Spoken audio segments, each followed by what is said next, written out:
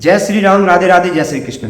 आज की वीडियो उन बच्चों को मोटिवेट करने के लिए है जो छोटी छोटी बातों पर अपने पेरेंट्स के कहने पर इरिटेट हो जाते हैं, बेइज्जती महसूस करने लगते हैं। अगर आप छोटी छोटी बातों पर इरिटेट हो रहे हैं अपनी माता पिता के, तो आप समझ लीजिए आपके अंदर सहने की क्षमता यानी सहन शक्ति बिल्कुल खत्म हो जाएगी। आप कुछ सह नहीं पाएंगे, क्योंकि पहले से ही कहा गया है कि माता पिता और हमारे टीचर्स जितने भी हैं वो हमें जब डांटते हैं तो वो डांट एक टॉनिक का काम करती है हमारे जीवन में। जब एक माता अपने पुत्र को डांटती है तो वह कुछ गलत के लिए नहीं डांटती है, हमेशा उसके अच्छे, उसके भले के लिए डांटती है। परंतु छोटे छोटे बच्चे आज की डेट में इरिटेट हो जाते हैं। इरिटेट होते क्यों हैं? हमें रील्स इस तरीके की दिखाई जाती हैं कि हमारी बेइज्जती हो जाती है। हम गलत धारणाओं में चले जाते हैं, गलत आदतों में पड़ जाते हैं, गलत संगति में पड़ जाते हैं।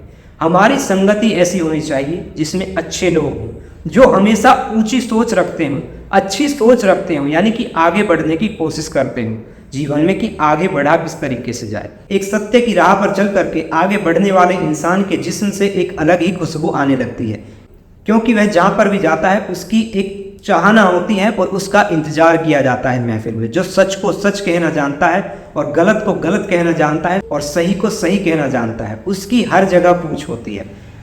आज हम हर एक बात से किनारा करते जा रहे हैं, कहने से डरने लगे हैं, क्योंकि हमने एक इंसान से दोस्ती कर रखी है और वह गलत कार्य करता है तो हम कहीं ना कहीं उसका छिपाव करते हैं कि उसके बारे में अगर बोल देंगे तो उसे बुरा ना लग जाए, या मैं फिर खुद गलत हूं तो मेरे बारे में कोई गलत ना बोल दे तो मेरी बेइज्जती ना हो जाए। इन बातों से हम बहुत ज़्यादा डरने लगे हैं। तो जीवन को इस तरीके से हमें जीना चाहिए कि कोई हमारे ऊपर उंगली ना उठा सके, और उंगली उठाएगा कब नहीं, जब हम माता पिता की डांट को एक आशीर्वाद के रूप में स्वीकार करना प्रारंभ कर देंगे। हमने वो चीज़ें बिल्कुल बंद कर दी हैं। जब भी हमारे माता पिता हमें डांटते हैं तो हमें लगता है कि हमारी बेइज्जती हो गई, हमें रोक क्यों दिया, हमें टोक क्यों दिया। हम भी जब छोटे थे, 7th 8th क्लास में पढ़ते थे, तब की मैं अपनी कहानी बताता हूँ। हमारे पिताजी को पता होता था कि यहाँ से 5 किलोमीटर जा रहा है तो ज़्यादा से ज़्यादा वहाँ पर 20 से 25 मिनट लगेंगी, और 20 से 25 मिनट आने में लगेंगी, और 5 मिनट का वहाँ पर टाइम है, यानी पौना घंटा का वहाँ पर काम है। हो सकता है पौना घंटा की बजाय 45 मिनट की बजाय 50 मिनट वहाँ पर लग सकती हैं। परंतु अगर हमें 1 घंटा लग गया तो हमारे साथ घर पर आने के बाद ऐसे सवाल जवाब किए जाते थे जैसे हमने कोई अपराध कर दिया हो, कि कहाँ गए थे, वहाँ गए थे, कितना टाइम लगा, इतना टाइम लगा, क्यों लगा, इतना टाइम का काम था तो इतना टाइम क्यों लग गया। उस टाइम हमको भी ये बातें काटने के लिए दौड़ती थी कि पता नहीं हमसे ऐसे सवाल जवाब क्यों किए जा रहे हैं जैसे हमने कोई क्राइम कर दिया हो। परंतु अब जाकर के जब समाज के बीच में बैठते हैं तो कोई भी हमारे ऊपर उंगली उठा करके ये नहीं कह सकता कि हमने उस जगह पर खड़े हुए देखा था या उस जगह पर इन्होंने गलती की थी, वहां पर अभद्रता कर रहे थे।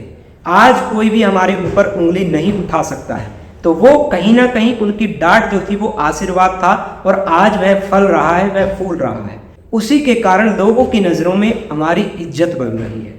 अगर उस दिन वो हमें नहीं रोके होते, ना हमें डांटे होते, तो हम हो सकता है कहीं चौराहे पर जाकर के खड़े हो जाते, कहीं तिराहे पर अभद्र लोगों के साथ जाकर के खड़े हो जाते, कहीं किसी के साथ गाली गलौज करना स्टार्ट कर देते। परंतु वह काम उन्होंने हमें नहीं करने दिया और हमें वहां पर रोक लिया और ऐसा आशीर्वाद दिया कि आज लोगों की नज़रों में हमारी इज्जत बन रही है। हमारे अंदर उन्हीं के आशीर्वाद से कोई व्यसन नहीं है, कोई किसी तरीके का व्यसन, कोई किसी तरीके का नशा, कोई ऐप भी हमारे अंदर नहीं है, केवल माता पिता के आशीर्वाद के कारण।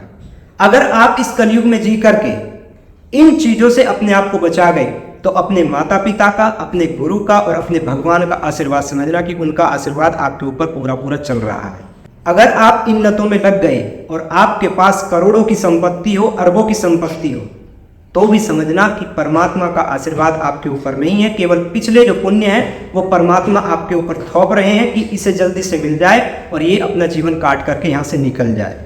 अगर जिस दिन उस परमात्मा की राह पर चलकर, सच की राह पर चलकर, सत्य के मार्ग पर चलकर, अच्छी आदतों को सीखकर आप करोड़ों की संपत्ति कमा गए, भले ही आपके पास करोड़ों हों या ना हों, और आप सत्य के मार्ग पर चले गए, कोई व्यसन, कोई ऐप, कोई नशा आपके अंदर ना हो, तो समझना कि परमात्मा की पूरी पूरी कृपा आपके ऊपर हो रही है, आपके माता पिता की कृपा आपके ऊपर पूरी पूरी हो रही है, आपके गुरु की कृपा आपके ऊपर पूरी पूरी हो रही है। ये बातें ऐसी होती हैं, माता पिता की डांट जो होती है, जब हमें वो डांटते हैं तब भले ही हमें कांटे की तरह चुभ जाए, परंतु जब हम एकांत में जाकर के उनको रियलाइज करने की कोशिश करते हैं, अपने ऊपर धारण करने की कोशिश करते हैं, तब हमें पता चलता है कि हाँ, हमारे हित के बारे में कोई बात कही गई है और हमें इसे स्वीकार कर लेना चाहिए। क्योंकि माता पिता ऐसे सहयोगी हैं हमारे जीवन में, कोई भी हमारा बुरा चाह सकता है। मित्र, पड़ोसी, नात, भात, रिश्तेदार सब हमारा बुरा चाह सकते हैं, परंतु माता पिता ऐसे हैं जीवन में जो कभी भी अपनी औलाद का, अपने पुत्र या पुत्री का बुरा कभी नहीं चाह सकते। इसलिए हमें हमेशा उनका रेस्पेक्ट करना चाहिए और उनका आदर करना चाहिए, उनका सम्मान करना चाहिए। अगर कभी भी आपको डांटते हैं तो आपको इरिटेट नहीं होना चाहिए, उनकी बात को, उनकी डांट को, उनकी फटकार को आशीर्वाद के रूप में धारण कर लेना चाहिए, ग्रहण कर लेना चाहिए। ये बातें ऐसी हैं, अगर जीवन में आपके आ गई और आपने इन्हें सहन करना सीख लिया, और जिसके माता पिता अपनी संतान पर प्रसन्न हो गए, उसके भगवान भी उसके ऊपर अपने आप प्रसन्न हो जाते हैं। आपके जीवन में 4 चांद लग जाते हैं। आपके जीवन में उस तरीके से आप आगे बढ़ने लगते हैं कि आप सोच भी नहीं पाते हैं कि मैं बढ़ कैसे रहा हूं इस रास्ते पर। इसलिए आप दिन रात मंदिर में माथा रगड़ते रहें, भगवान के सामने माथा रगड़ते रहें, और आपके माता पिता ही आपसे ना खुश हों तो परमात्मा कभी भी आपसे खुश नहीं होंगे, आपके गुरु आपसे कभी खुश नहीं होंगे। परंतु आपके माता पिता आपसे खुश हैं और आप कहीं नहीं जाते हैं, फिर भी भगवान आपके ऊपर प्रसन्न रहेंगे। इसलिए सबसे पहली प्रायोरिटी जो जीवन में देनी चाहिए वो अपने पेरेंट्स को देनी चाहिए। अगर डांट रहे हैं कोई बात नहीं, हमने स्वीकार कर लिया। अगर गलती के बिना डांट दिया, जिस टाइम डांट रहे हैं, 4 लोगों के सामने डांट रहे हैं, चुपचाप सह जाओ, तो सह करके वहां से चले जाओ। जब आपकी गलती नहीं थी, आप डांट दिए और आपको बुरा लगा, तो पिताजी को जब एकांत में हो, जब अकेले हो, तब अपने पिताजी से कहो कि ऐसे ऐसे मैंने वहां पर गलती नहीं की थी और आपने वहां पर ये चीज मेरे को बोल दी। अगर वो गलती नहीं होगी और बिना गलती के आपको डांटेंगे तो आपको फिर वो समझाएंगे कि आपको डांटा क्यों गया था। इसलिए कभी भी बेइज्जती महसूस नहीं करनी चाहिए। आज छोटे छोटे बच्चे ऐसे कदम उठा लेते हैं माता पिता की एक छोटी सी डांट के लिए कि जिसके बारे में कहा नहीं जा सकता।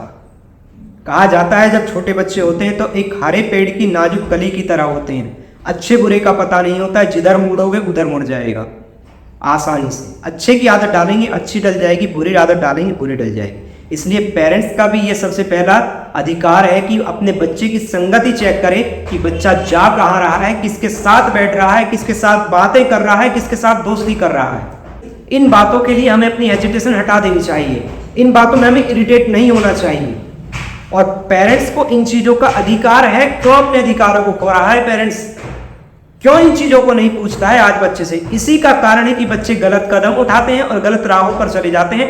बाद में हमारे पास बस पछतावा और पछतावा और पछतावा ही रह जाता है। इसलिए समय रहते अपने अधिकारों को मत खोइए, अपने अधिकारों पर अभी से पकड़ बनाइए, तभी बच्चा आपकी इज्जत भी करेगा, आपकी रेस्पेक्ट भी करेगा, और बाद में जाकर के उसको उन बातों का पता भी चलेगा कि मुझे क्यों रोका गया था, क्यों समझाया गया था, क्यों मुझे डांटा गया था और क्यों गलती होने पर मुझे पीट भी दिया गया था। तो इन बातों के लिए बच्चों को मोटिवेट करने के लिए सबसे पहली प्रायोरिटी जो है, पेरेंट्स अपना अधिकार समझे और बच्चा भी ये बात समझे कि मेरे पेरेंट्स को ये अधिकार है कि 4 लोगों के बीच में भी वो मुझे डांट सकता है, मुझे पीट सकता है, मुझे फटकार सकता है। तभी मेरे अंदर की सहने की शक्ति जो है वो जगेगी। अगर आप भी चाहते हैं कि छोटे छोटे बच्चे गलत राहों पर ना जाएं और छोटी छोटी बातों पर इरिटेट ना हो और गलत कदम जीवन में ना उठाएं, तो इस वीडियो को ज़्यादा से ज़्यादा लोगों के पास शेयर करें ताकि सबको इसके बारे में पता चल सके। जय श्री राम, राधे राधे, जय श्री कृष्ण।